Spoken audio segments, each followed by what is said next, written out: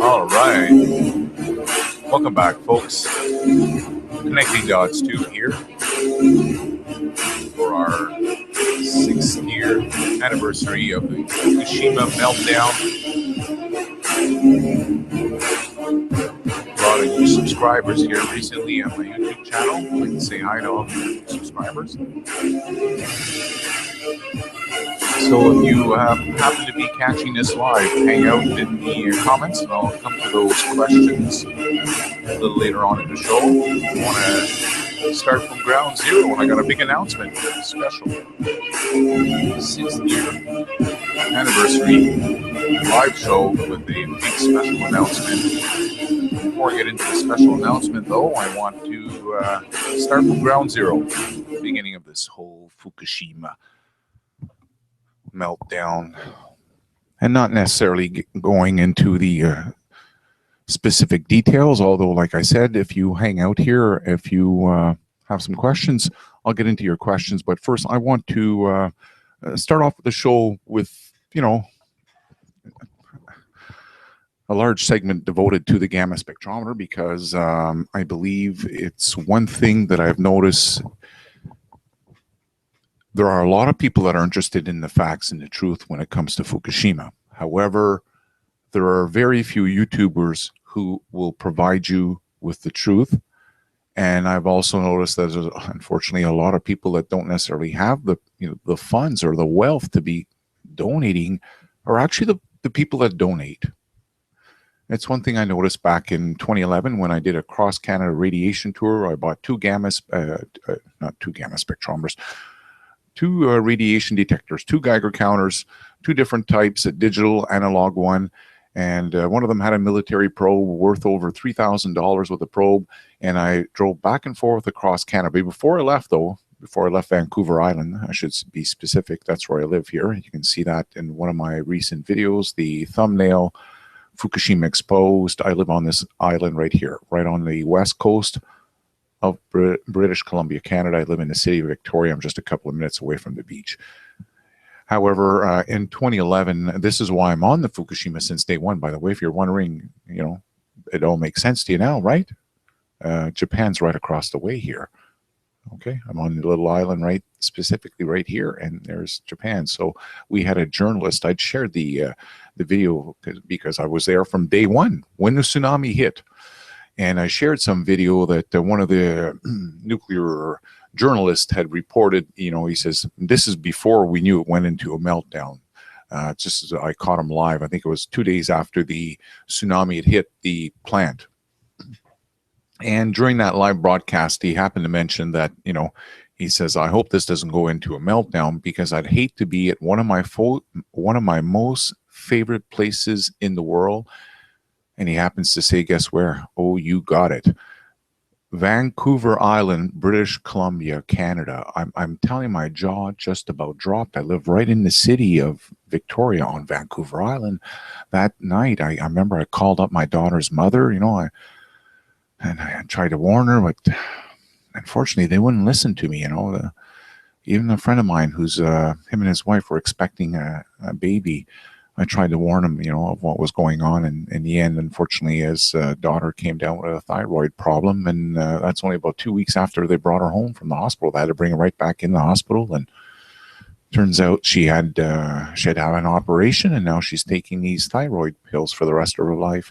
I've also mentioned in the past that I was, trying to warn my personal doctor what was going on. And, she was saying, oh, you're spending too much time online, and the same thing when I tried to warn her of the 2008 stock market crash. Those exact same words that came out of that woman's mouth back then, my doctor, that is, and who happens to be a female. And she says, you're spending too much time. I'm like, oh, come on. Anyways, later on, I've shared with you guys recently that roughly about 5 months after the Fukushima meltdown took place, we had data that had come out of the province of British Columbia. Okay, you can see the little line here. This is British Columbia, right along the west coast.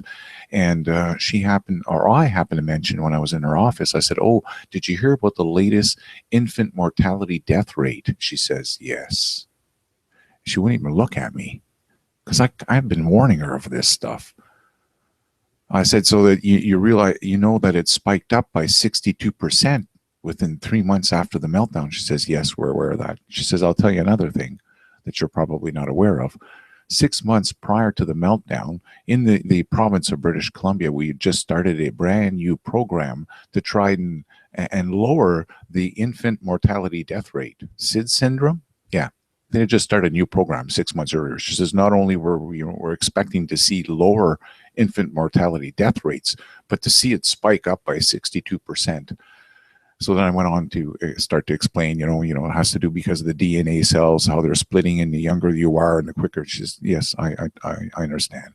So there's no doubt about it. We got hit with Fukushima radiation, and now we're stuck with a bunch of people. For example, Jeff Rense, Dana Durnford, many others here in Fukushima land that are just spewing out BS. So I'm going to start here. If you're new, you may want to hang out. As I said, I've been doing this since day one. You may notice here on the top of my YouTube channel, there's a banner, #1 financial track record on YouTube since 2009.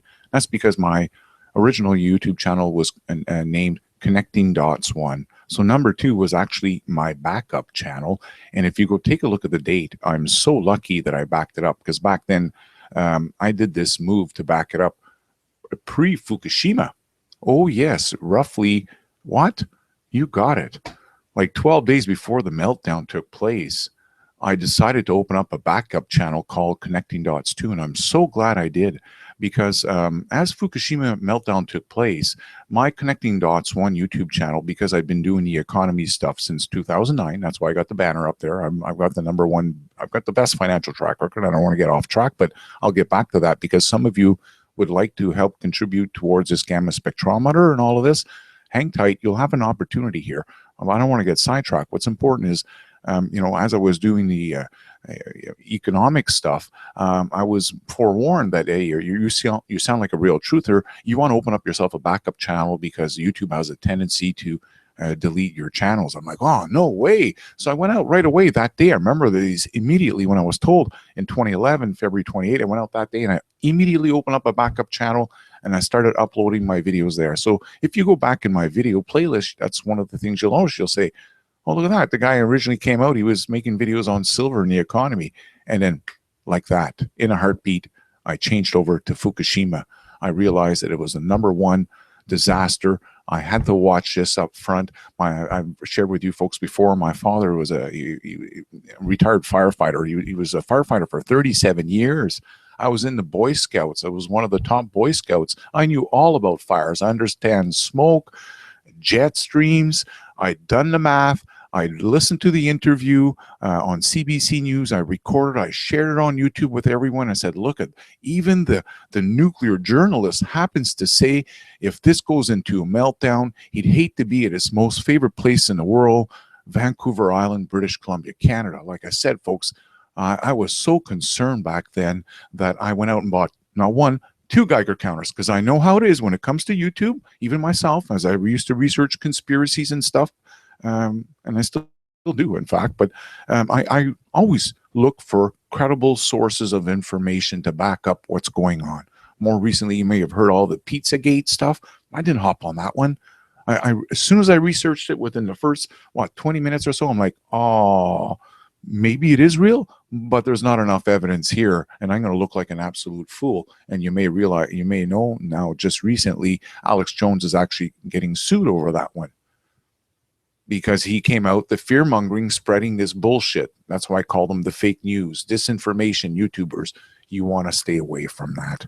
Anyways, without digressing, what it comes down to is I realized that there was a big meltdown in 2011. I bought 2 Geiger counters. I went back and forth across Canada for 2.5 months on the road doing, basically I was a storm chaser. I chased down storms. I used to always try and listen to the forecast in whatever province I happened to be in, so I could find out if there was a storm coming my way. Unfortunately, I only kind of hit the storms here in the beginning of my tour, and you may recall just after I passed Vancouver, up in Lake Louise is where I got my first very high reading, and I picked it up again in the city of it was Calgary, Alberta, roughly on my way back from coming back from across Canada. I came back went all the way to New Brunswick and back again, and on my way back over to the West Coast, I picked it up that day in Alberta. And how do I know it was Fukushima?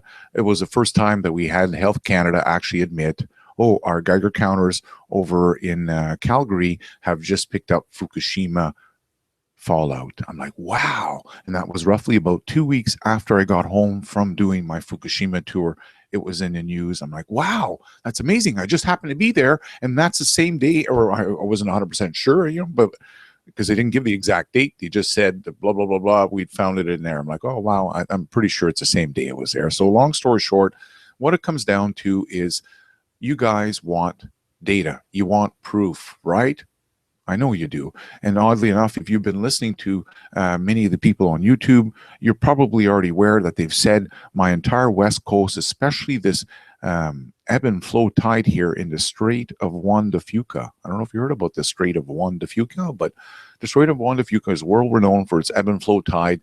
Dana happens to live, Dana Durnford, that is, and we'll get into that very shortly if you don't know who he is, but he happens to be living up here in Powell River on the, in the back of my island. So he's been telling everyone, with the help of Jeff Rense and many others on YouTube, that the Fukushima radiation has been washed up to the West Coast here and has washed in the Strait of Juan de Fuca because of the world-renowned tide, and has killed everything up there.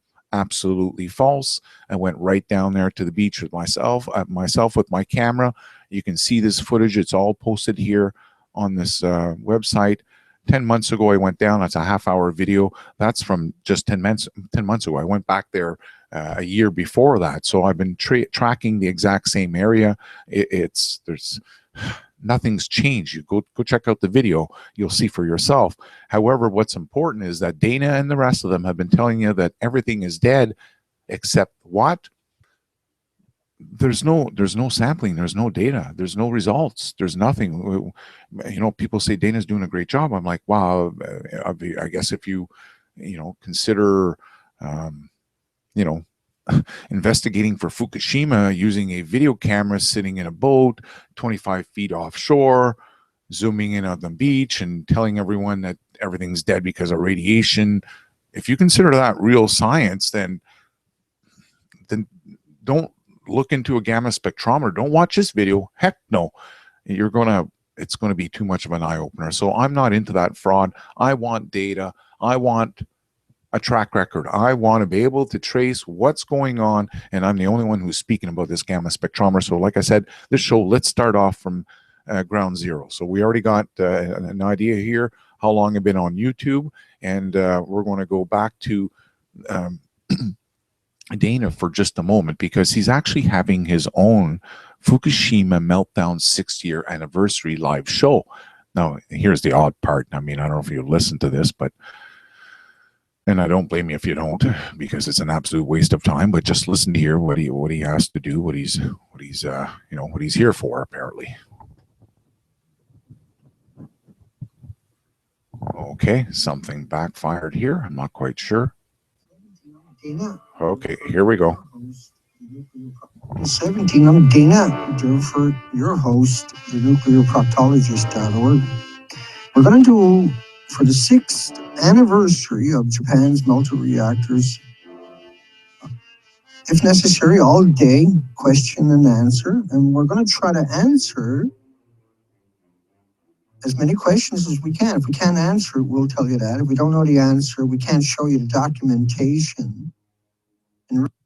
So the questions and answers, they don't happen over there, because one of the things people have said is that Dana has banned everyone who ends up asking him the tough questions. So, for example, you may see in the back of his video, he's tried to compare this building, telling everyone it stood this tall, which is absolutely false, trying to lead them to believe that more than 3/4 of the building is just evaporated. Absolutely false. False, false, false. And we have the video footage. There's video cameras. There's still, to this day, 2 video cameras on site. So we know how tall these buildings are. We know what the process was, where they tore off the fifth floor walls, 4th floor walls, and they're down to the 4th floor here, and the pools are in the background, and they end up adding a building on top to try and remove the fuel that's in there. Anyways, like I said, there's no sense even trying to I've asked them to debate. People even asked me more recently over at my Silver Gold Man show, hey, Silver Gold Man, or Connecting Dots too, do you think Dana's going to debate you? Is he going to? He's not going to debate me, folks. He's absolutely terrified. He knows I'm about to hit him with some more uttering death threat charges. He's a convicted criminal already. I'm not sure if you're aware of that, but we'll get into that later on. He was charged for uttering threats here, or making someone fear for their life and their safety in Canada. In fact, not just one, but 2 of them. One of them is a Canadian scientist, a professor, I should say, and the other one is a Ken Buser from Woods Hole Institute out of Boston, Massachusetts. Long story short, the guy's not once but twice convicted criminal here of basically uttering death threats, making someone fear for their life. It's called a Section 264 under the Canadian Law Code. Anyways, long story short, you're not going to get any questions and answers there.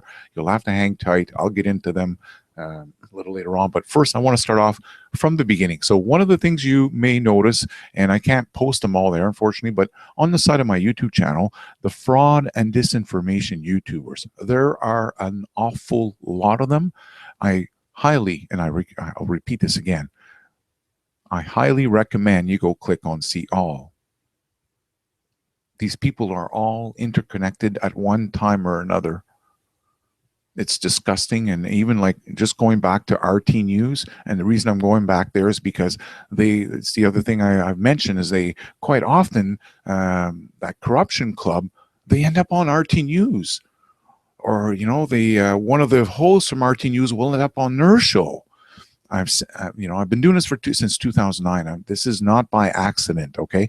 And the reason I'm saying that right off the get-go is because as I get into from ground zero of this scam, this fraud, this cover-up on YouTube, and how the nuclear cartel are actually here leading the show, it all starts with Arnie Gunderson. And as I look down below, we have what they call Global Research TV, which is directly associated with Alex Jones. Alex Jones is referred to some other articles.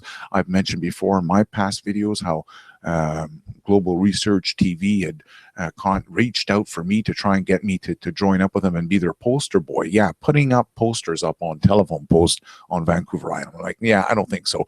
Long story short, I've been busting also James Corbett, who's a New World Order agent here, telling people to invest their life savings, their wealth, invest their wealth in Bitcoins. I'm like, wow, the digital currency that all us conspiracy researchers are all aware of, that the New World Order's agenda was to try and get people off physical money and put them on a digital currency so they can pull even more shenanigans on the books.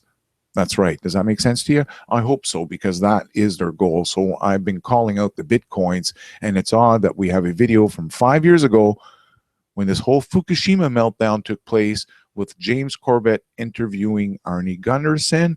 And you may recall, I'm not sure if you've been around for that long, but when I did my cross-Canada radiation tour across Canada back and forth, we had a YouTuber by the name of dutchsinse, who's still out here fear-mongering. Now it's the earthquake, the end of the world that he's been talking about forever, about whatever.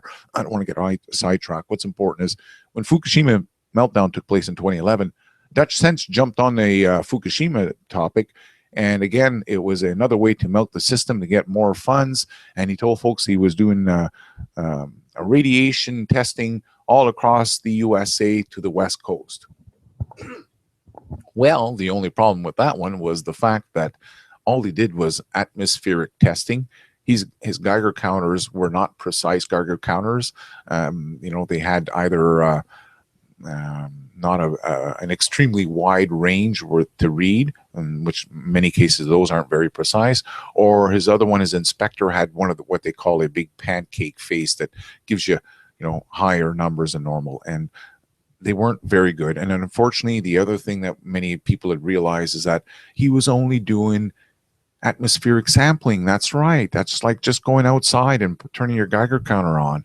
While I was over in Canada, I was actually aware that the fallout from Fukushima that was caught in the jet stream would only come down in rain fallout. You guys get that right? Absolutely. That made sense to me. And we had the nuclear scientists that already spoke about a little bit about this. And when I say they spoke about it, I only mean they spoke about it pre-Fukushima meltdown. All the articles that I had saved where I had the nuclear scientists up front speaking about the possibilities and dangers of Fukushima, it was always pre-Fukushima meltdown. The moment that it was clear that there was a problem at Fukushima and it was in a meltdown, all of a sudden your media, zip, they shut right the heck up. In fact, that's one of the things I've said. As I lived here on the West Coast, I found out that Health Canada had somehow, for some reason, turned off 5 Geiger counters that were located here on the West Coast as our first line of defense if there was ever a nuclear meltdown over on the other coastline. So here goes Fukushima. What do I have Health Canada do? They turn off 5 Geiger counters. They relocated them in the interior of British Columbia. This is very disgusting. That's where I was clear here that there was a problem. So the Geiger counters were located here on Vancouver, not on Vancouver Island, but there was one located on Vancouver Island, but I'll get into that in a second. The ones in Vancouver were on the tops of buildings. Our first line of defense, higher up in the air, where it may have caught in a jet stream. So they turned them off, relocated them way up in the interior. Many mountain chains. You wouldn't believe how many. I think there's like 8 or 9 mountain chains here, way down in the valley. Turn them on 10 days later. We have 10 days of no readings here on the West Coast right after the meltdown. And oddly enough, the only Geiger counter that remained active was the one on Vancouver Island. They must have figured at ocean level, because it literally was at ocean level. It's located in Sydney, British Columbia, Canada, on Vancouver Island. And at the Sydney airport, the Geiger counter had picked up the iodine 300 times above the legal drinking limit. I'm so thankful that we had at least the one Geiger counter that picked up the readings. Now, what's sad about this, I've been calling out the climate change, and oddly enough, that one of the professors who end up charging Dana with uttering death threats is Professor Jay Cullen from the University of Victoria. I caught him lying when he was invited on CBC Radio a few months after the meltdown, and he was asked on CBC Radio, has any Fukushima isotopes been found arriving anywhere in Canada? And he said, absolutely lied. He says, no, Fukushima has not been found in Canada. He absolutely lied. He lived, the University of Victoria is right here in the city of Victoria, on Vancouver Island. He was totally aware that just up 10 kilometers up the road, there was an airport there at Sydney, and they picked up the radiation 300 times above the legal drinking limit. He absolutely lied to everyone.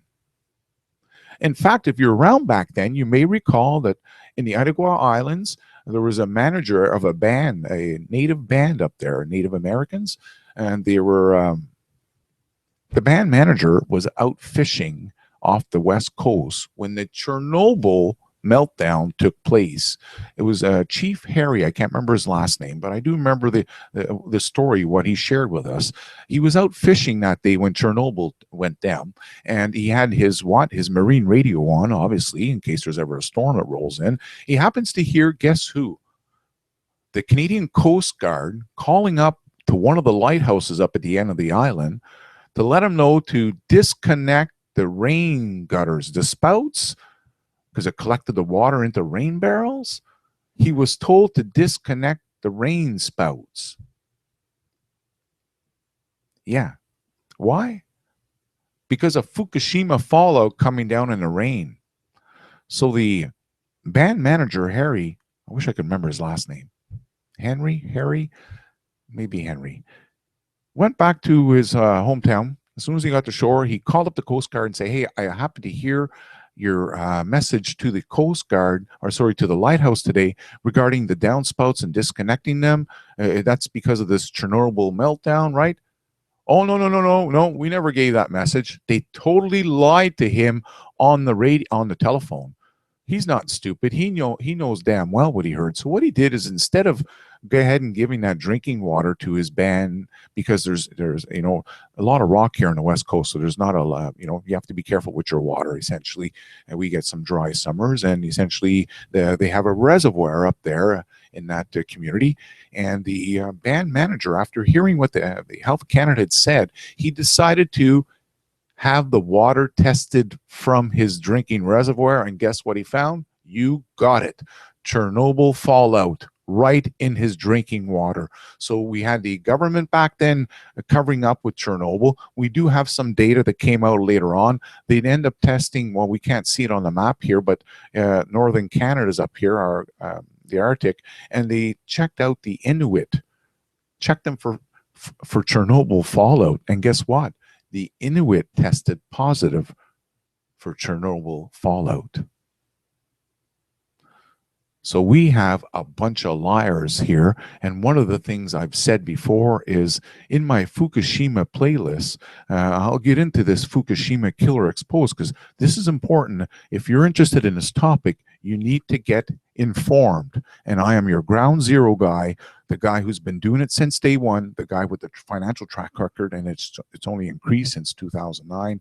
I'll get into that a little later on. Like I said, you have an opportunity here to help participate in bringing the truth to YouTube, with not necessarily give me a donation later on. You give me a donation later on, a little later on, after you've made some cash.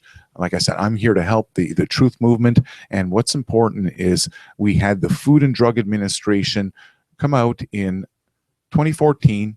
I'm going to that right away because I want you to see that video in case you happen to be an American or a Canadian. You're interested in my Fukushima stuff and you want to know a little more. It's important that you stay on top of the facts, okay? In this one here, I showed how Woods Hole Institute, which, as I mentioned earlier on, is the other institute where the scientist has charged Dana Durnford with uttering the death threats. I was busting him way back in Fukushima Day 1034, how Woods Hole Institute was connected with my Health Canada. That's the thumbnail you can see here. That's the Health Canada website, how they were promoting Woods Hole Institute, a $600 kit to test the water for Fukushima fallout. And I showed in that video, hey folks, you know what? Forget it. They're charging double what you can have it done yourself. I left the link in the video I showed. There's the website. This is an independent lab. You don't have to worry about Woods Hole Institute maybe tweaking the numbers because they're directly associated with Health Canada. Health Canada is the same crooked sons of bitches that turn off the Geiger counters on the West Coast when, this is important. This is very important. We have scammers that are joining up together in my Health Canada, arm in arm with them, okay? Promoting them right on their website. What's the important one is, if you happen to be American, you go check out my Fukushima Day 1205. Food and Drug Administration lies, flat out lies. And I can say that with confidence and assurity. I've been doing these Fukushima stories since day one. Every single time, pay attention to this, every single time that we receive results from independent labs that have been paid by independent scientists or researchers that are seeking the truth as far as contamination, every single time it was done by an independent lab, they always found Fukushima radiation. However, every single time that either Health Canada or the Food and Drug Administration ran their own tests, They absolutely found zero contamination. Come on, come on, come on. Please use your head.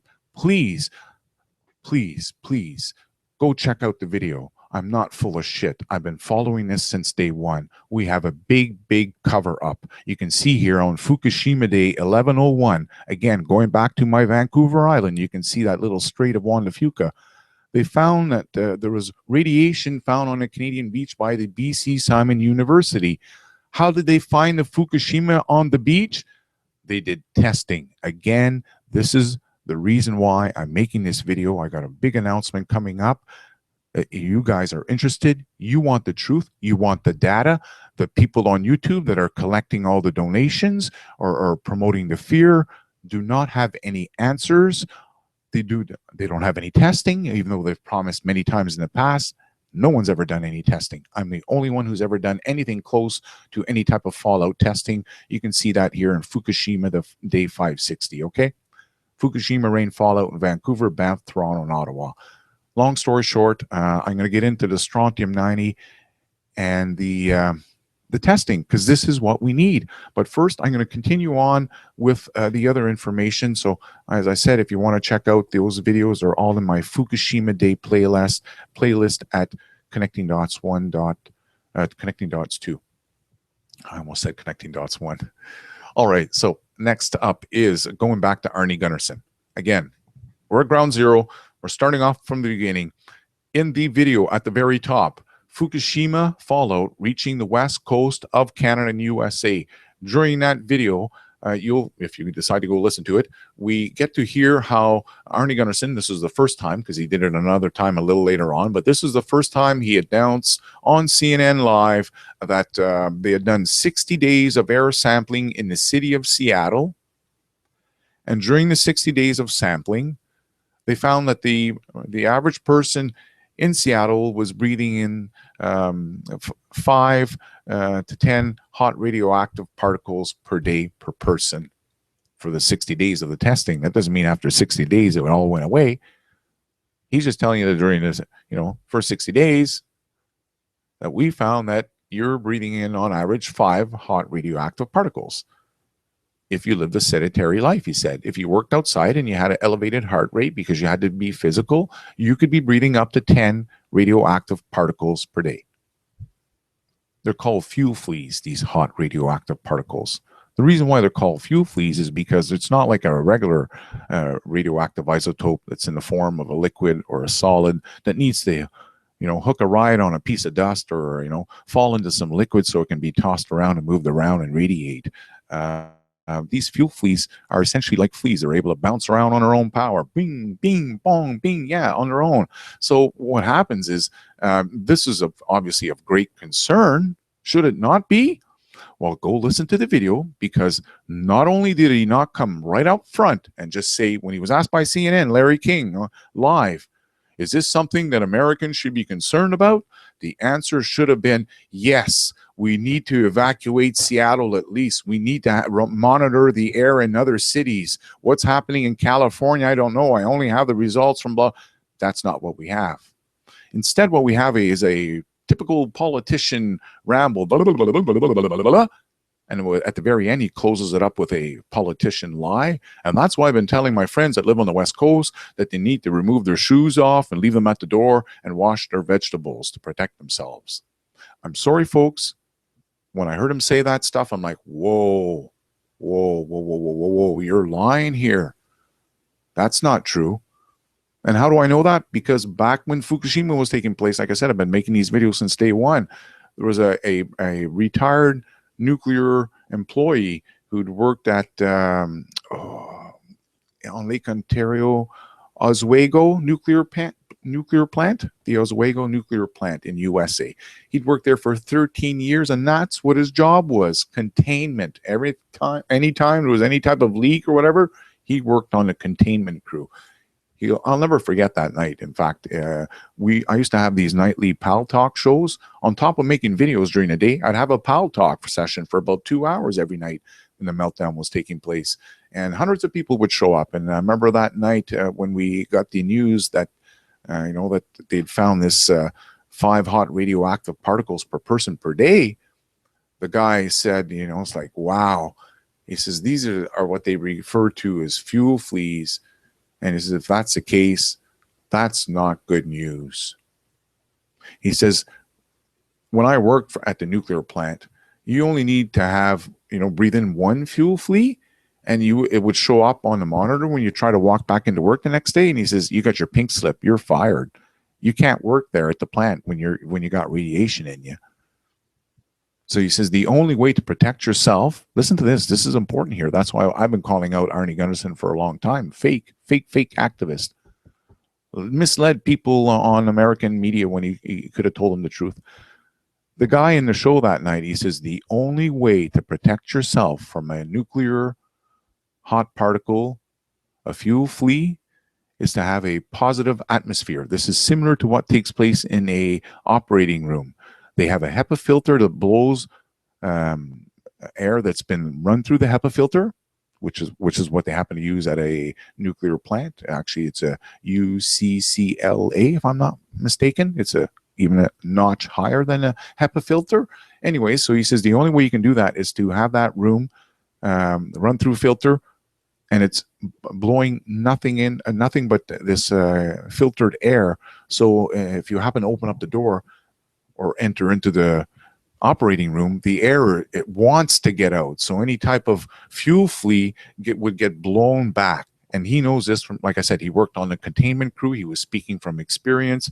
He says, for him to tell his friends to leave their shoes off at the door and to wash their vegetables, he says, that's totally disinformation. That won't protect anybody. That's going to kill a bunch of people, if anything.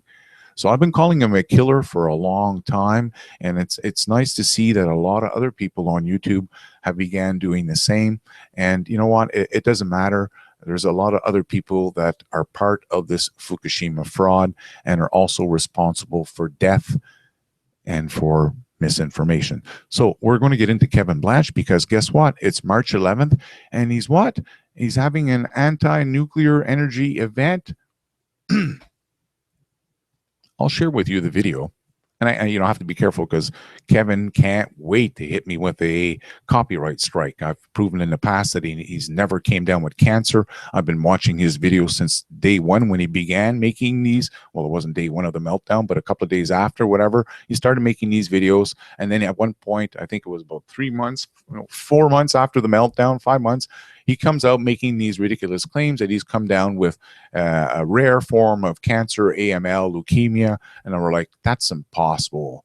It's only been a few months, Kevin. You can't. It takes 5 years for the first sign of cancer to come up. Don't tell people that you've got this AML just a couple of months. So anyways, I busted him on that one. He's removed my videos. In fact, I lost the ability to have my live shows. So I have to be very careful what I do on this crook. So, and he's very well connected, very well connected. He has people on YouTube that work behind the scenes promoting his fraud. He's got connections right in with YouTube, where they keep his fraudulent videos at the top of the Fukushima search bar results. This is one thing that many of you have complained about. Every time I come out here looking for Fukushima, it's that same fraud over and over. It's him, or it's one of Dana Durnford's videos that have been promoted by a shitload of other people. I'm like, yeah, that's what happens on YouTube. Okay, folks, they have to control the agenda. So what they do is they keep their people going, a whole bunch of fake accounts, promote the bullshit. Most recently, we had Miss Melky, the clown one, who's left YouTube. She didn't leave. She went and reopened a whole bunch of other YouTube channels, and she's busy re-uploading her old Fukushima videos again to make sure you don't run into my stuff, because they want to keep that fear-mongering bullshit on their part. So let's go watch this event here, and you tell me, does this look like a anti-nuclear demonstration? I already tell you it's not, but listen to him so you know for yourself here what he's saying.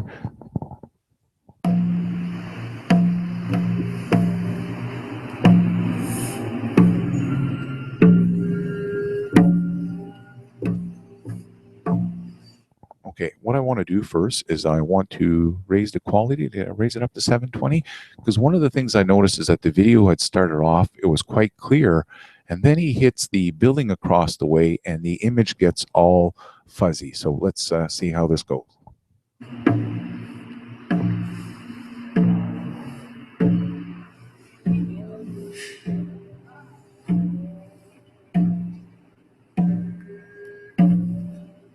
Okay, so there's two people that sitting down playing a drum, or banging a drum, I should say. So there's not much an event going here, and we don't see any kind of Fukushima sign of any sorts. And oddly enough, like I said, it went blurry. Now we're going to jump forward here, and because, like I said, I got to be careful. There's nothing he'd love more than to hit me with a copyright strike. So what we're going to do is I'm going to catch the part here where he's going to end up asking his buddy to take over the camera, and then, you know, Kevin says, I'm going over to talk to the guys. He doesn't talk. It's absolute joke. Listen to this.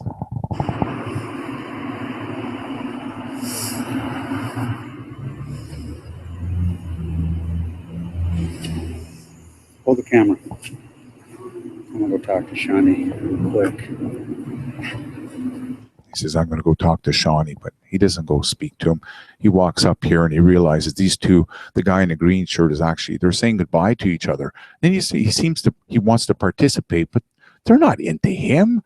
They're saying goodbye to each other. They've been playing the drums together. This is no Fukushima anti-nuclear demonstration. Again, he's busted. See, he says goodbye to them. They don't have any. Listen to this. Looks like it's out of focus. Good.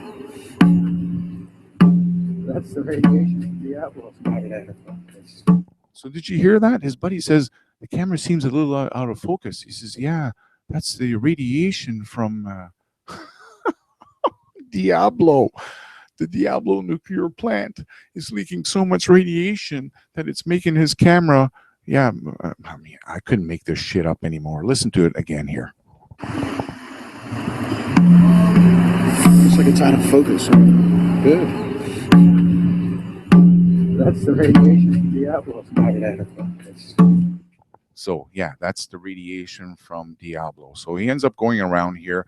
This is a Buddhist monk. You know, this is not a Fukushima, you know, anti-nuclear event. I can't believe he's trying to pass this bullshit on. Anyways, folks, you can see here, you know, for as far as we know, this could be free Tibet or something of the sorts. It's definitely not some Fukushima. So again, the fraud's been busted, but he does not stop again here, folks. He's gone out to the beach again. This is a video from today. Again, you know, Fukushima news. Oh, yeah. Don't eat out of the beach. Yeah, don't. Oh, my God. There's not a single test whatsoever. And the sad part is that if you go look at the video, they're already warning you what's going on. In fact, this problem, this toxic problems, the PSP toxins, it's been happening, what? For decades, long before Fukushima. That's right, for decades. Long before Fukushima. Some summers it's on, some summers it's off. Some summers the disease was really worse. For example, I believe 2015, 2016 was probably some of the worst years here on the West Coast for this for these toxins, the outbreak. And you may recall this is a topic that I've covered. If you want to go check them out, as I said, they're all in my Fukushima playlist. Let me just go back here and I'll point out which one it is. So if you are interested, you can go check out this information because I did bust that. In fact, you know, one of the things I often get is like, you know, I appreciate your videos, connecting dots too, except, come on, think about it. All those whales washing up, all those dolphins. Well, you know, you'll have to go check it out because this is something that I've debunked also. I've debunked the dead whales and the dolphins. We have documented events going all the way back to the 14th century that were documented by Aristotle in his writings. How these massive beaching of whales and dolphins, they were taking place over 200 years ago, long before Fukushima. Long before. In fact, if you even do a research on beaching whales, that specific term, whale beachings, you'll realize, oh, look at this. There's a whole bunch of videos. Yeah, they've been filming it ever since the 80s. There's a lot of video footage on that. But here's the best part.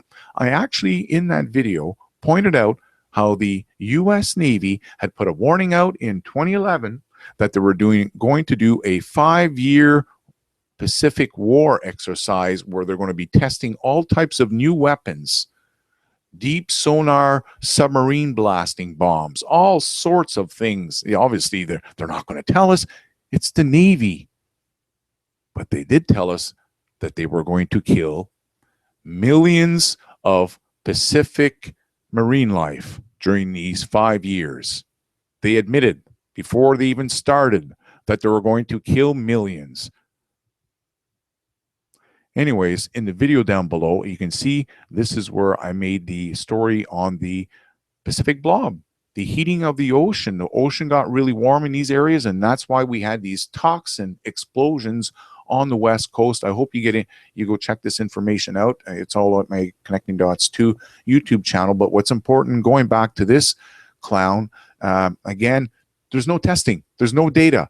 All he does, he pulls up a poster that's posted up there on the beach on December 22nd, 2016. And, you know, they're talking about the toxins that's been going on for a long time. And they're not talking about the fish. Did you notice that? So if it was radiation, would they not tell you, well, don't eat any of the clams, don't eat the mussels, don't eat the scallops, don't eat the oysters, and by the way, don't eat any of the fish because they're also contaminated. That's not what you have up here. We're speaking about shellfish here, bivalves. Because what? They are water filters. So they are loaded with these toxins. That doesn't mean that the fish don't have it. What I'm saying is he's misleading people, letting them to believe that it's Fukushima that's killed everything, and when it's clearly not. Okay, next one up.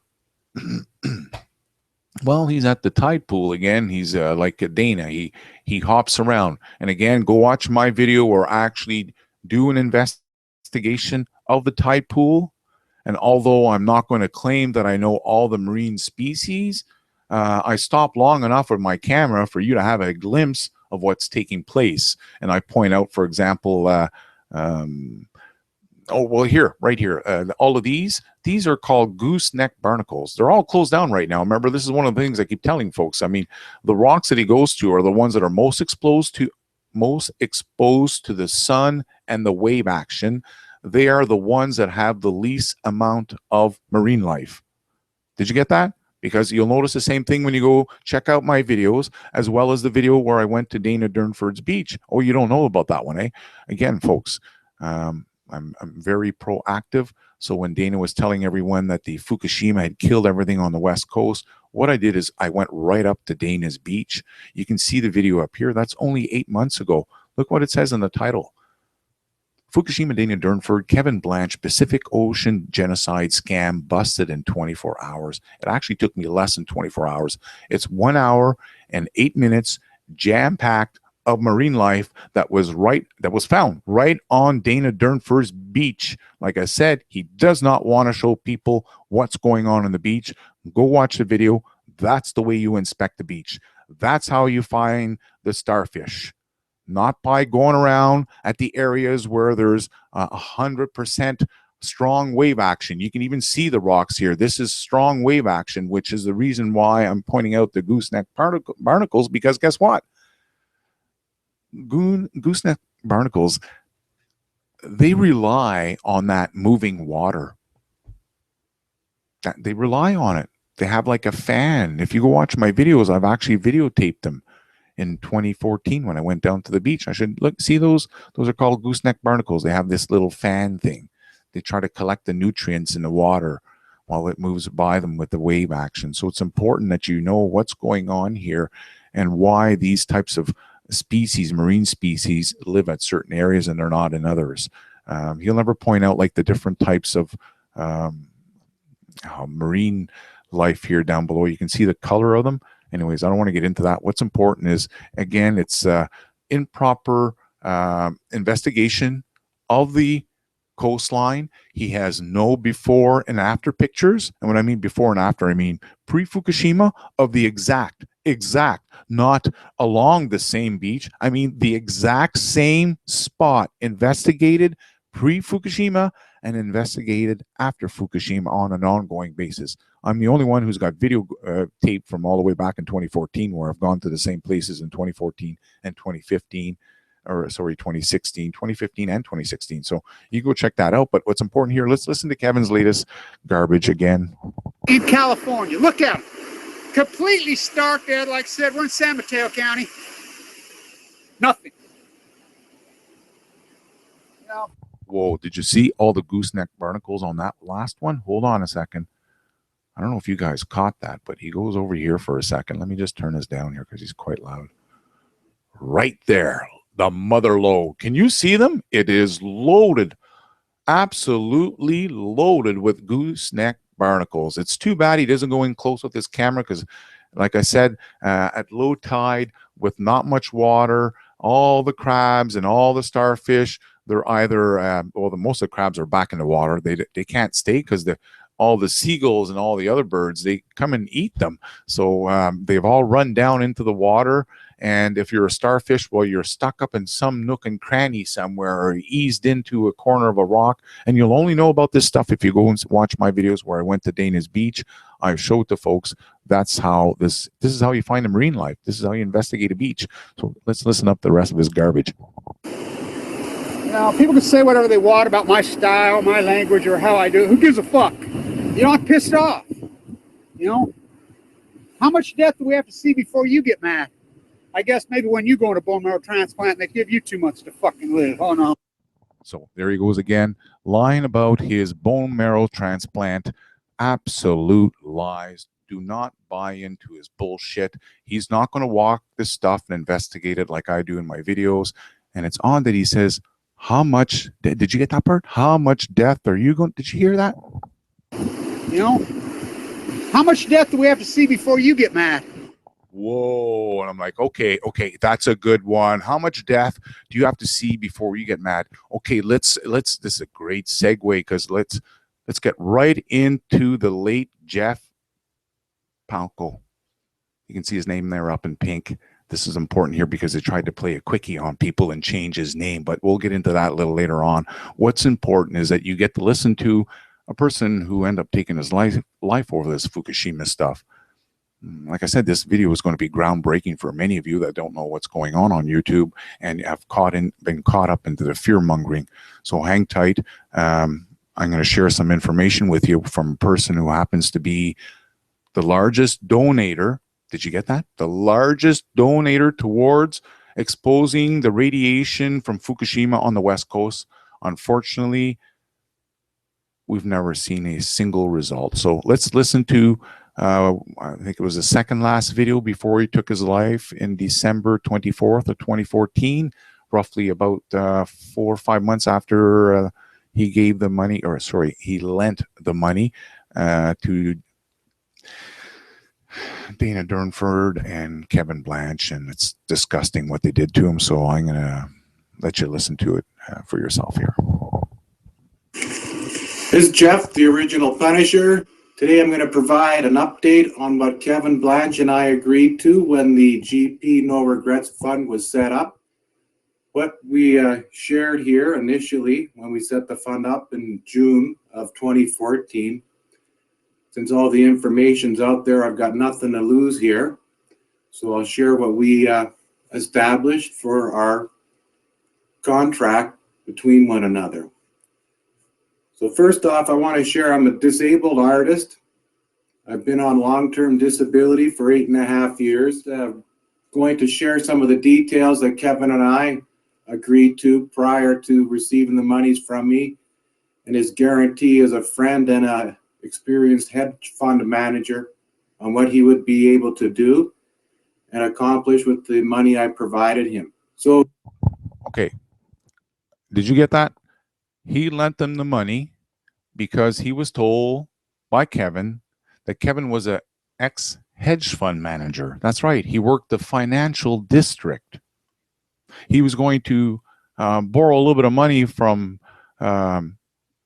late Jeff Palco, invest that money, and then use it towards his activism. That's not what happened. So again here, I'll just back it up a second just to fill in the blanks on what's taking place here. provided him. So when we set up the fund, GP No Regrets Fund, he and I both agreed that my initial investment of $18,000 would be returned in full, along with interest, and any monies that were remaining within the account after the 6 months to 7 months would be his to use as he sees fit. As a friend, you know, I went along with the agreement, and I hope Kevin Blanch will stand by his side of the agreement we established. I'm glad that he shared in a recent video that it was set up with his team of lawyers and all legally established, and every penny went in it. Okay, the $18,000 Canadian, which was put into a fund. Every single penny of it was put into a separate fund, so legal to where I never spent one single penny of it. It's still sitting there. We actually bought the Apple derivative with it because I won't buy Apple stock because we're playing against, you know, I'm an ex-hedge fund guy. Every penny of it sitting there was all done legally by attorneys, completely legal, 100%. Everything was agreed legally between Jeff and I. So just to recap, Kevin and I both agreed in June that he would set up the fund and manage it, and then he would return my initial investment of $18,000 and some interest, and then he would keep the remaining monies and continue the fund to utilize as he required for his campaigning against the nuclear industry. Okay, this is Jeff, the original Punisher.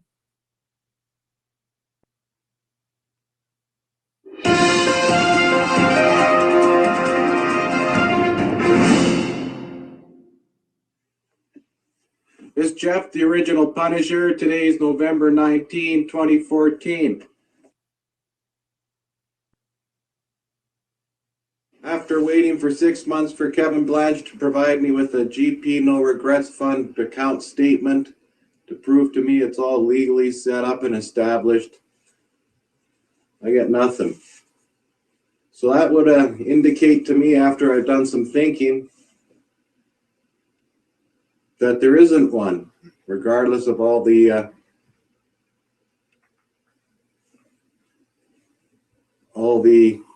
assurances from Kevin that there was one. Nothing after 6 months. Looks like it's more like the Kevin Blanch Travel Fund and Slush Fund.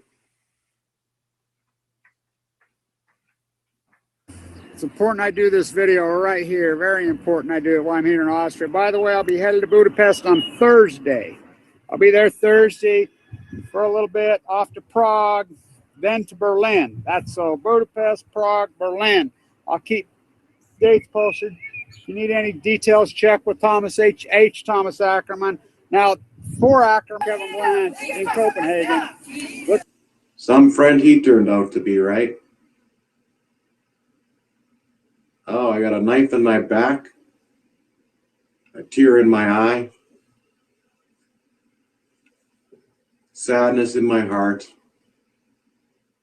Looks like I'll be remembered for the largest single contribution to the post-ignorance project.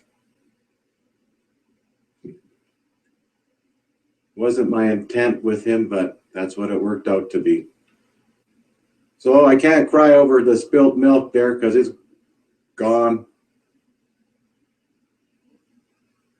So I just move forward, wash my hands of the Swartz experience there,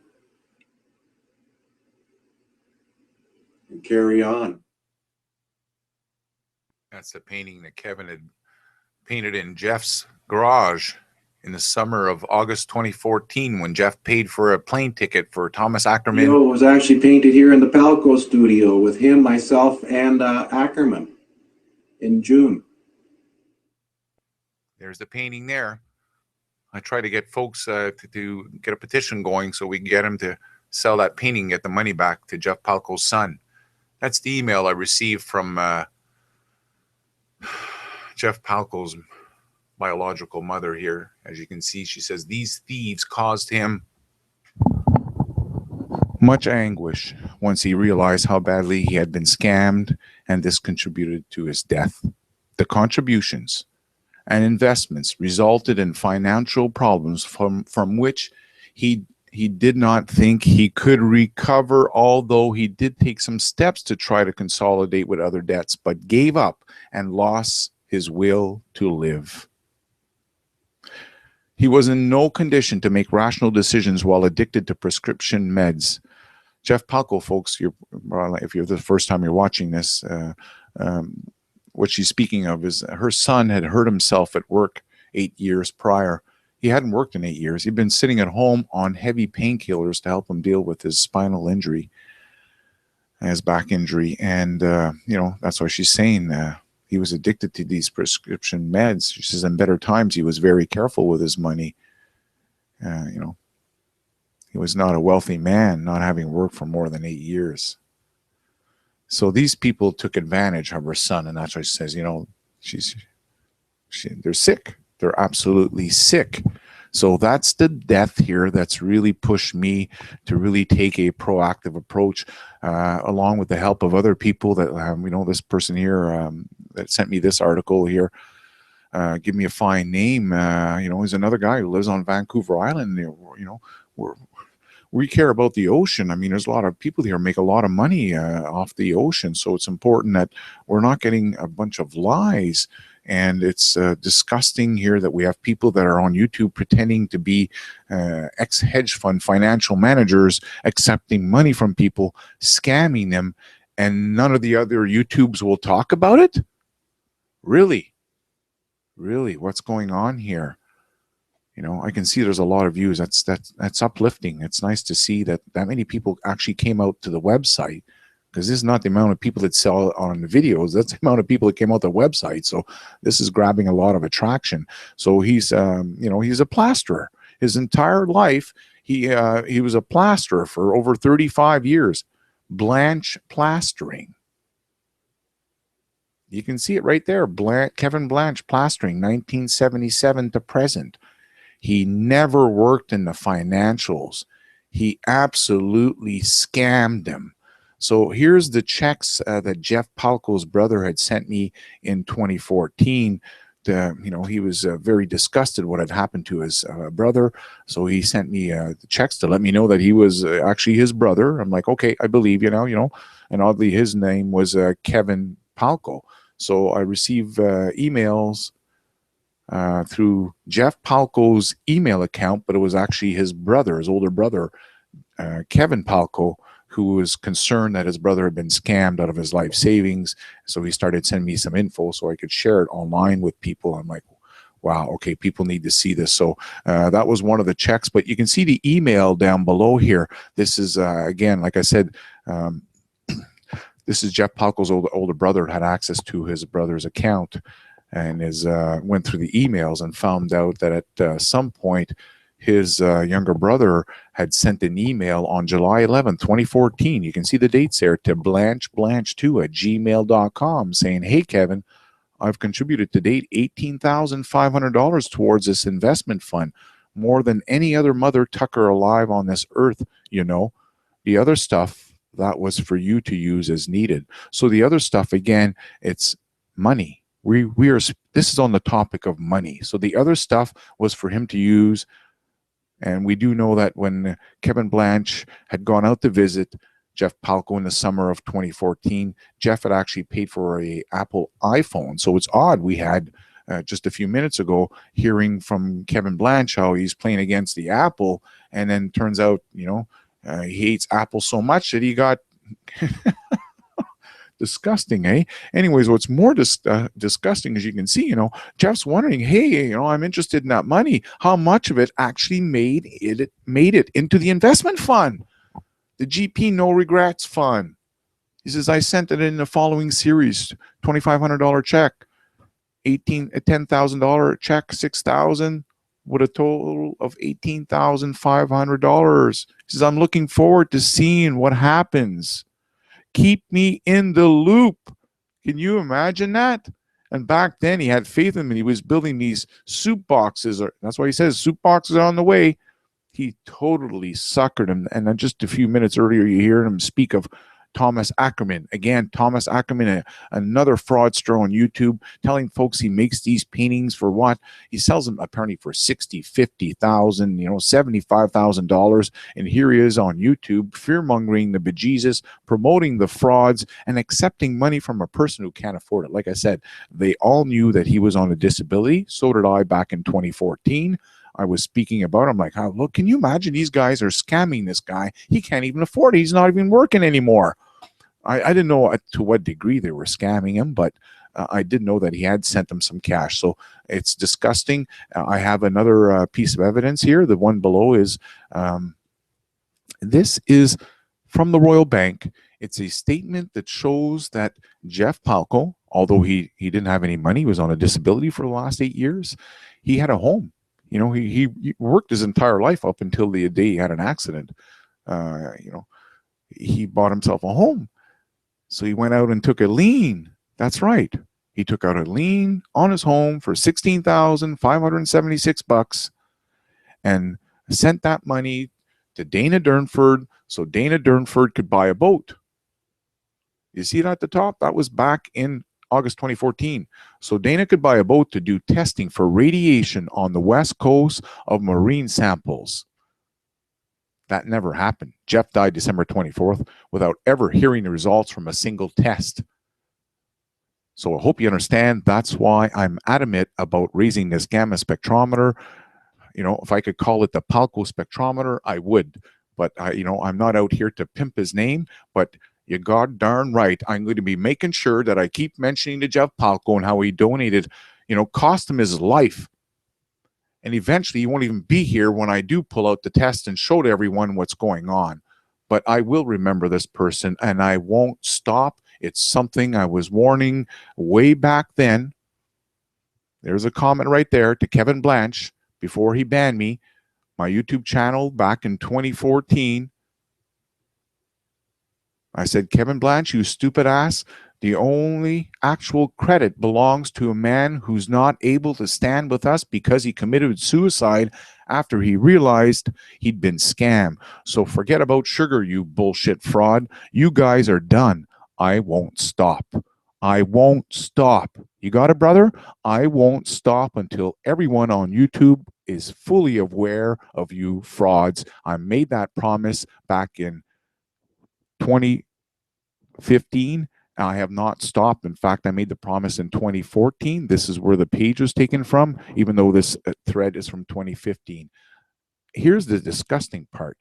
This was actually snipped by another YouTuber by the name, her name is Claire Stanhope. You can find her on YouTube. Claire lives right here on the West Coast also. She was disgusted when Dana came out here telling everyone that everything was dead. She thought, that's weird. I live just down the coast from you. And she went out with her camera. She said, look at all the marine life. And then they just started attacking her, calling her a dumb blonde, all kinds of disgusting names. And in the end, she became quite a great asset because she was following these scammers right on her phone.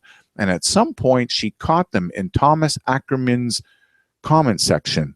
So this is the Thomas Ackerman there that we were just seeing a while ago with the checks. This is that same scamming fraud artist that Jeff Palco ended up calling out in the end in his very last video. I'll share with you that. I'll share that with you in a moment here. But again, you can see what's going on.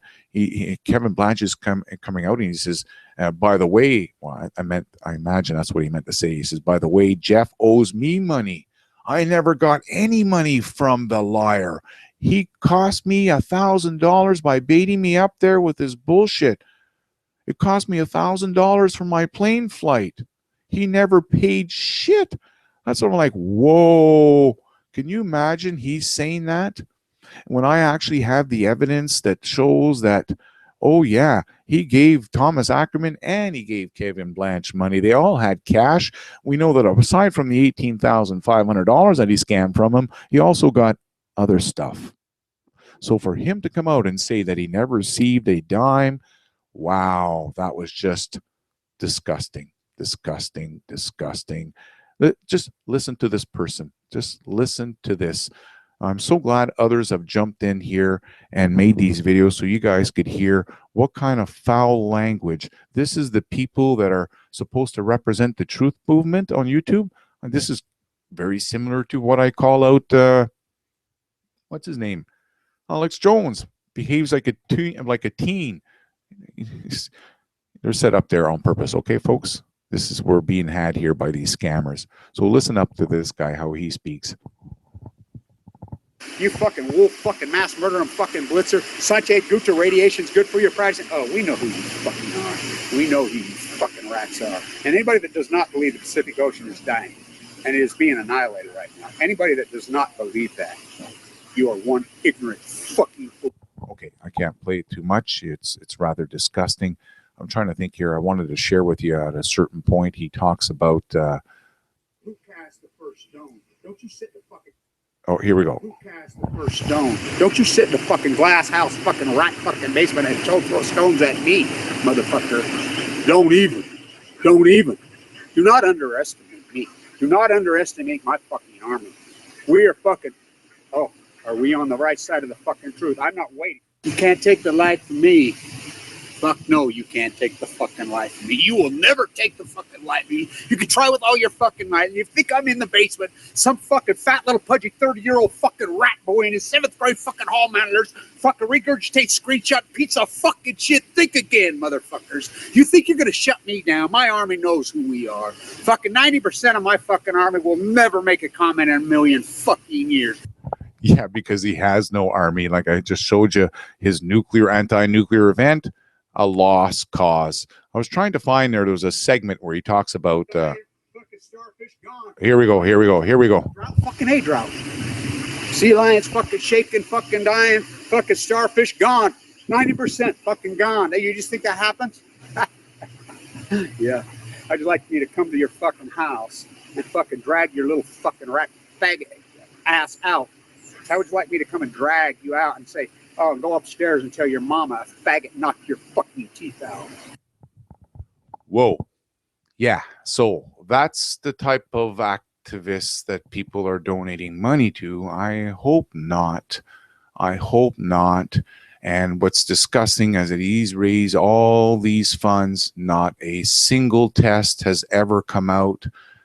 We have a plasterer who's leading the nuclear industry. Like I said, I've grabbed these videos right from his own YouTube channel, so you can see that. This is all back before Fukushima went down, so you get to hear how he's saying he's been a plasterer for 35 years. I highlighted those words, so you can go listen to his own video here. We have footage here with in his living room with his dirty boots on, all full of dirty plaster with, well, I guess from 35 years, he hasn't quite learned his trade yet because it looks like he broke his arm, but whatever. Kevin's on a learning curve here. He's not giving up. And yeah, enough with the fraud, right? It's rather disgusting. So what ended up happening at the end, and I'm speaking just 6 months ago, when I was really putting the heat on them with this Jeff Palco, Dana Durnford came out with this crap telling folks, Jeff Palco, blah, blah, blah, blah. And he respelled, whatever you want to call it, misspelled his name on purpose to make sure that people end up doing a search on Jeff Palco for that name, they would never find it.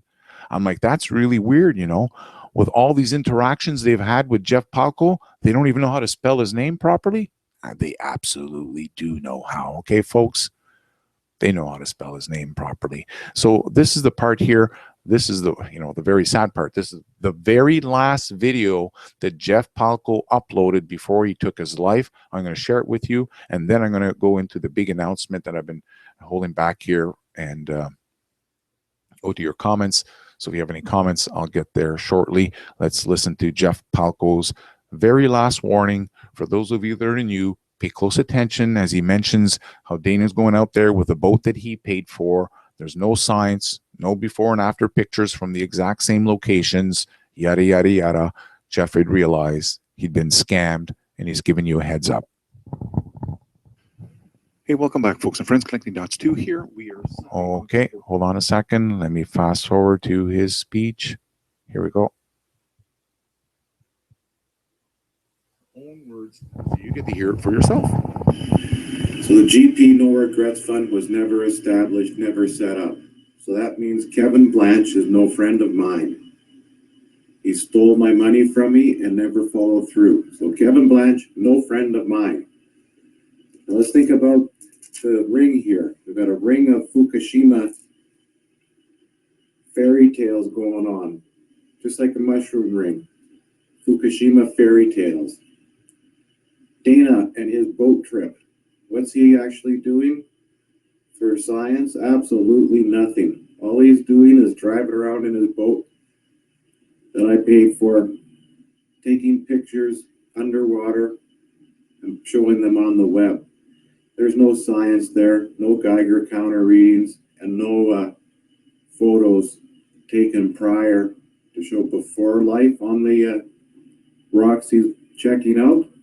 All we're seeing is what's there right now. So who knows what was there before there. So that's another fairy tale. We don't have any solid data, just pictures. So yeah, you heard it from his own words. Only pictures, no data, no sampling. Not a single marine sample has ever been tested ever since Dana has been scamming people since August of 2014. And the biggest guy who's been scammed so far that I know of was the late Jeff Palco, who ended up taking his life over this whole incident. So I strongly recommend you check out the videos. All right, so yeah, it's a Fukushima fairy tale, and let me tell you, it's so disgusting to hear how these people on Fukushima care about the truth, but yet when you give them some insight to what's taking place, they all kind of close a blind eye to how someone's been scammed, and he was actually like the largest donator. So I highly recommend you look and do a research on the name Jeff Palco. There's a few more videos out there. I just don't want to get into them right now. I want to jump into the big announcement. It's a gamma spectrometer. So the big news is I'm roughly halfway there, folks. I've said that before, that my long-term goal was to buy, and I mean long-term, it's not going to be that long. I'm getting closer all the time here. Anyways, long story short, without digressing any further, I've said that my goal was to buy a gamma spectrometer so I could go out in the field, or I should say out by the ocean, but you know what I mean, as a scientist going out in the field, and do some testing, bring my camera and do it live testing. That was my goal. I'm not sure if you've heard about it, but that was my goal. I wanted to buy a mobile gamma spectrometer, and the good news is I'm roughly about halfway there. So there's all types of various models out there. I want something that has a graph. Many of these models will allow me to read hundreds of highly radioactive isotopes and lesser radioactive ones. The point is, it's a wide range. So a normal gamma, I should say a normal Geiger counter will either read, cobalt 60 or maybe iodine 131 or cesium 134, whatever the case may be. They usually don't pick up they can't read a lot of different isotopes, and they certainly cannot identify. Yes, not only will I have results like the Geiger counter where I pick it up and beep, beep, beep, beep, beep, you could see that I was high radiation in the rain, I will now be able to name that isotope. Oh boy, can you see how this is going to be a game changer on YouTube? I hope so.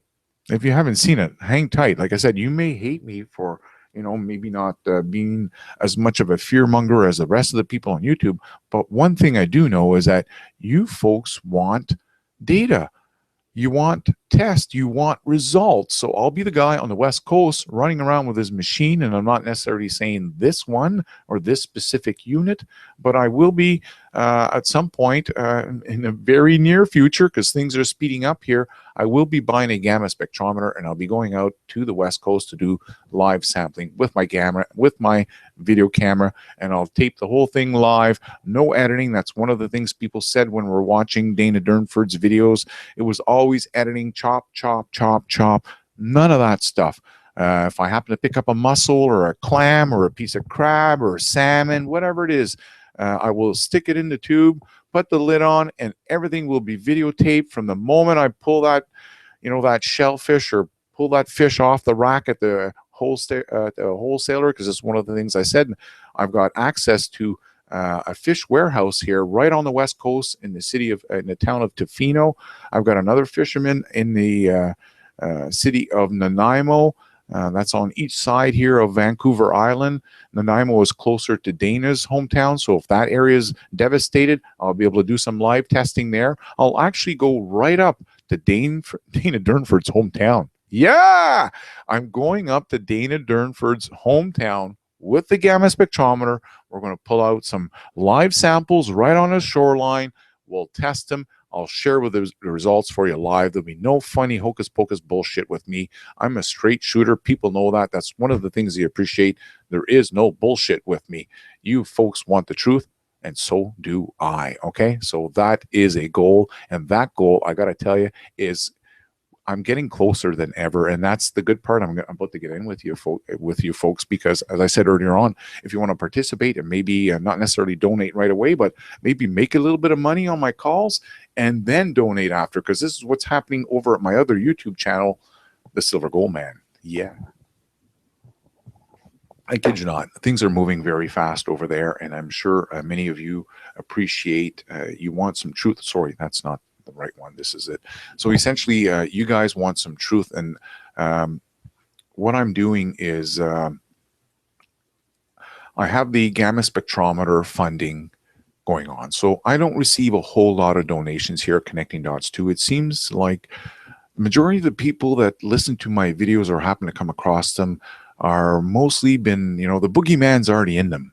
The Fukushima boogeyman has already penetrated, and they're, you know, the boogie the bejesus right out of them, and it's tough. You know, they come across my video, I'm like, oh, you know, you seem like a nuclear shill. I'm like, yeah, okay, I'm the nuclear shill who happens to live on the West Coast, who went back and forth with his own money. You know, that's the other thing. In 2011, when I did my cross-Canada radiation tour, I put my Geiger counter funding PayPal button after.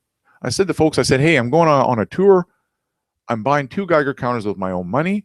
I'm paying for the trip myself. I've been playing the silver market. I made a shitload of money with my silver. I'm cashing in. I'm going to go across Canada doing some fallout. There's a PayPal button on my YouTube channel. If you want to help out, great. If you can afford it, help out, you know, if you want to. If you can't afford it, don't send me a dime. So I did receive roughly about $1,700, almost $1,800. And unfortunately, now that I've kind of like, you know, I'm not doing a cross-Canada radiation tour. I'm more, you know, more straightforward, you know, sharing information like thorium and going right up to Dana's Beach, that kind of stuff, and busting like the mysterious cancer that's killing the sea lions on the West Coast. I mean, that's the kind of stuff that I kind of like to do. People like facts. I'm not into showing my face. Anyways, long story short, what's taking place is over at my other YouTube channel, the Silver Gold Man, because I'm doing these calls. I don't know if you notice here up at the top of the front screen, it says the greatest silver short ever in history. So without getting into the dynamics and the specifics of it, when you're buying or selling a stock or want to make money from playing a stock, there's 2 ways to play it. You can buy a stock and you think it's going to go up in price, so that means you're going long. You're buying to go long. You expect to sell it in the future. It's going to be worth more. However, there's another way to play the market, and that's when you believe that the stock will be worth less in the future. Well, that's called shorting the stock. Without getting into what this whole greatest silver shorts ever is in history, but let's just say that I'm involved with it. I was calling it before it even became officially as the greatest silver short. And my videos are there prior to us getting the commitment of traders. Again, I don't want to get into the specific details, but essentially we had information that's released every month that showed us that the insider sellers, insider traders, these are the commercials, we're talking the big boys, big money, not little traders. We're not talking people that only have $100,000, $200,000 in their account. We're talking people that have millions. They have jumped in the biggest short ever in the history of silver. So I felt very good that, you know, I happen to be making all these financial videos, and I've been making videos telling folks that I'm actually shorting silver here, and boom, it turns out with the data, it's the largest short. So what's happened is there's a lot of people that have made some money, and they're sending me some money towards the gamma spectrometer. That's the good news. The rock is rolling. We're rocking and rolling here, folks. So hang tight. In the near future, I will have a gamma spectrometer. I'll be on the beach or in the fish warehouse. I'll be doing some testing for you folks, and I'll be uploading the videos directly on my Connecting Dots 2 and my backup channel, by the way, if you want to subscribe to both of them in case I get knocked down again. I have a backup channel. It's called Connecting Dots 3. So that's my backup channel now.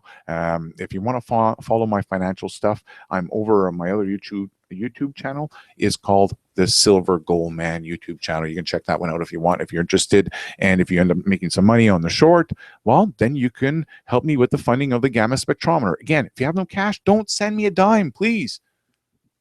Don't send me a penny. I don't want to hear people in the comments, oh, you're just out here to take our money. Don't send me a penny. If you got no cash, don't send me a penny, okay? If you don't believe in a gamma spectrometer and data and results, don't send me a penny, please. I will do this on my own if I have to. Or like I said, some of the people over at my financial channel, they are helping out, and we're rocking and rolling. So I'm going to get into the comments. One thumb down doesn't surprise me. It'll probably be 10s to 20s to 30s thumbs down later on, folks. Okay, just to give you a heads up, anyone who's tuning in this after the show has streamed, you'll realize I get a lot of thumbs down, okay?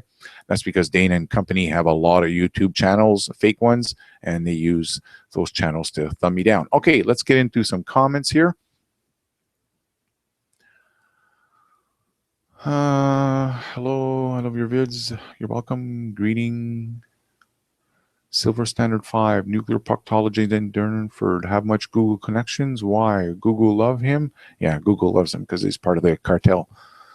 600, yes, many lies, everyday lies like the Michigan waters. Great vids, great job exposing the cons. Thank you, Johnny Supertramp. Those guys were praying with the drum. That's right, they were praying with the drums. You got it. That wasn't an anti-nuclear. It's disgusting, eh? But he plans on fooling his people with that kind of bullshit. I heard the same thing about the Navy that was doing the sonar testing, and a lot of sea life was going to die. Absolutely. Like I said in my video, it's not about my face. It's the data. I share the articles from the Navy who had already forewarned that, hey, we're doing 5-year exercise all along, up and down. They said that the exercise would span from Alaska all the way down to South America, all along in the Pacific coast. So what do you think is going to happen to these whales if they get hit with these new sonar bombs that are meant for submarines that aren't there? Well, boom, blow all their ears. And if you watch the video, that's what I point out, that once you blow the ears and these dolphins and these whales, and when they get hearing damage, they can't hunt anymore.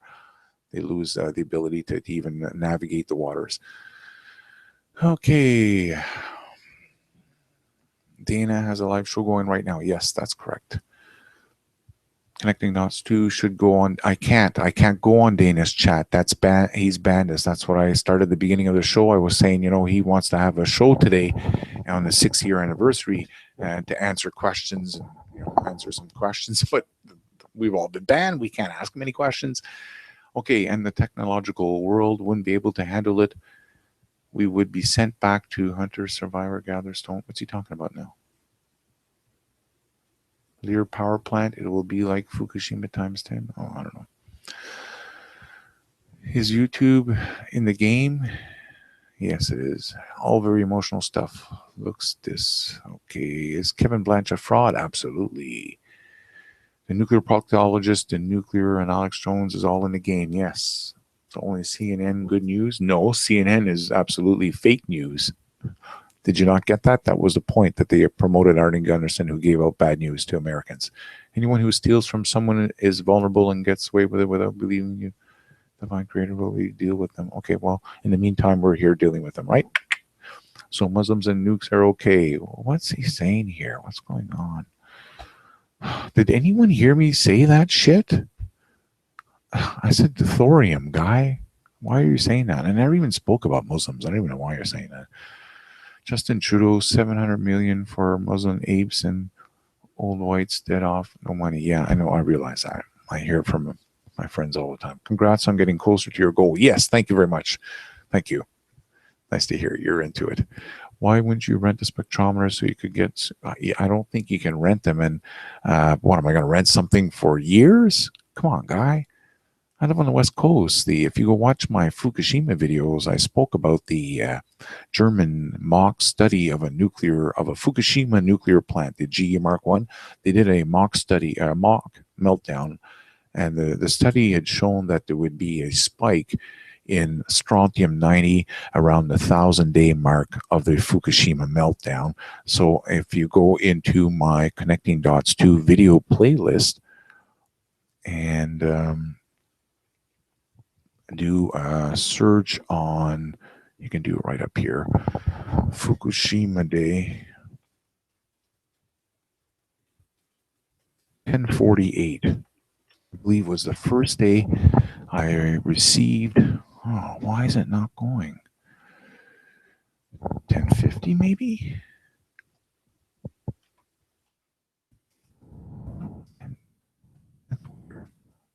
That's weird. I could have swore maybe 1068. Nothing. Okay, that's bizarre. I'll just do the Fukushima Day because unfortunately that'll bring up all my videos, but hopefully I'll find the thumbnail very quickly. So, and by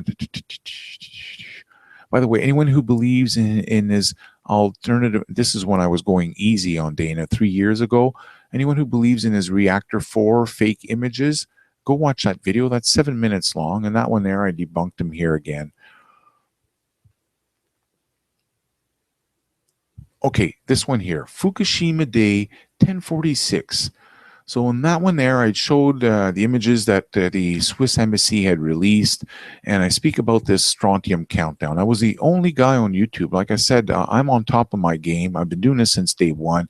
I was speaking about this German study that had already forewarned, you got to be careful around the 1,000-day mark. There's going to be a strontium spike, and it'll continue elevating for the next 5,000 days. We would pick it up on the 1,000-day mark, thereabouts, and it would continue increasing in higher levels for the next 5,000 days. And then after it peaked out at the 5,000 day, it would slowly start to diminish and still continue emitting for the next 10,000 days. Houston, we need some testing. I can't test the strontium-90 with my gamma spectrometer that I haven't purchased yet, but when I do purchase it, it's for the hundreds of other radioactive isotopes. And that's important because they are there. We need to read them. However, going back to leukemia and bone cancer, unfortunately, strontium-90, that's the culprit.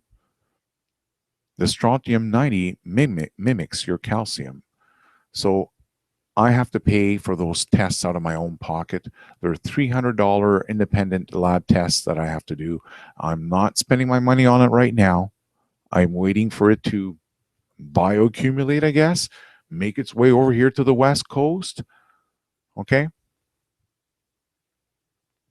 I'm not going to fund this tour by myself. I'd like a little bit of help. So if you can help out, that'd be great. If you can't, don't send me any money. And I'm sure as heck not going to use old radiation maps from a long time ago to try and fearmonger you. I'm done with that stuff. Those days are done. The plume has gone by. The Japanese university was tracking it. They'd already released, they said by day 345, the Fukushima plume, the large plume that you're looking up on the screen, that was high up in the atmosphere, not low down on the ground, high up in the atmosphere. The university in Japan had tracked it, and they said around the 345 day. It took 45 days for it to go around the globe. That's one of the things we found out. So every 45 days, they'd pick up the plume going over Japan again. And they said that it was around 350 to 345 days later, the plume had dissipated, diluted itself with the air, whatever you want to call it. It was no longer a big plume anymore. It had dissipated to 85% less.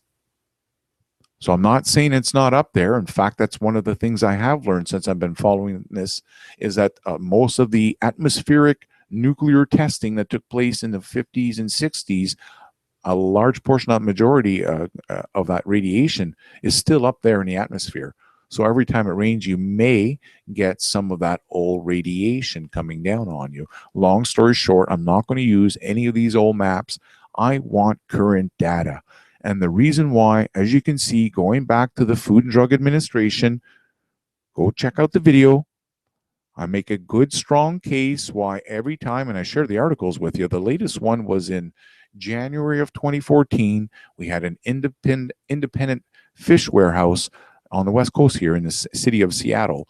An independent fishery had gone up to Alaska, had caught 7 different species of salmon. All different 7 fish were tested. 7 different species, therefore their migration pattern, 7 different areas. Long story short, all 7 fish all ate and live within the Pacific Ocean. When the results came back, they found that 5 of those fish tested positive for radiation. Out of the 5, 2 of them had Fukushima radiation. Although in small levels, the point was it was found. They tested 7 fish. 2 of them tested positive. So to have the Food and Drug Administration come out and say they've tested hundreds of fish, all different fish, go find out for yourself why they couldn't find radiation. I make my case because you've just heard me spill the beans, how when it was the independent lab testing with fish that had migratory routes in the Pacific Ocean, those one came back positive, certain ones. When we had the Food and Drug Administration had gone down and test fish that are bottom dwellers, local fish that don't go out anywhere. There is no migration pattern. The facts are there. It's up to you to get informed. I'm going to go back to the comments and say thank you to everyone for showing up. And I'll see you out here another time. And if you're able to play that financial thing and make some funds on it, great, fabulous. We might have a little bit of a pullback. That means a couple of up days in silver here up until Wednesday. After Wednesday, I believe we'll continue our downward trend. If you will look at the SLV chart, you'll see what I mean. Anyways, long story short, my goal is to do testing if you can afford it. Only if you can afford it, please. I'd appreciate the funds. And let's go back to the comments. I'm going to wrap it up here. Hi, and you here? So pardon me, behind the curve. That's all right. I'm going to end the show here because you'll have to watch this again. I've gone over the juice of this video has already gone by. I've wrapped it up near to the end here. We're just speaking about the gamma spectrometer and a few other things. So I'm going to say goodbye to everyone and hope to see you out here another time here at Connecting Dots 2. And you can check out my YouTube channel. I should say my website. It's called connectingdots1.com. In fact, I should post that right now. You may have seen it here in the background while I was making this show. But over at connectingdots1.com, if you enter the word Jeff Palco up here on the top right-hand side, see there's a search bar?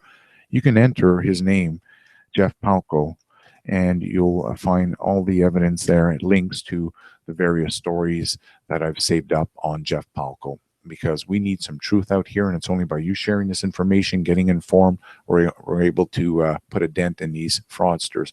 So another good thing over at the website, if you scroll on down here where it says Fukushima, right below it, there's a live radiation readings, because this is one of the things I get all the time.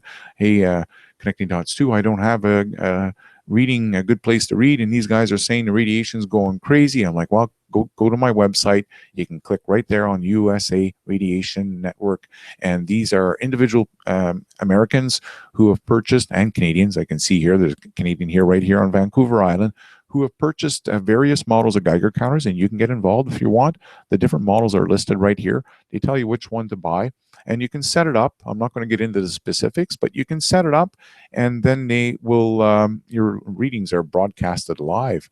The page self-refreshes itself. It even tell you here what to look out for: 3 consecutive minutes of lesser of 100 counts per minute, or 2.5 times above the station's baseline. So that's all found over at my website, connectingdots1.com, in the live radiation readings. Take care, folks, and I'll see you here soon. Ciao.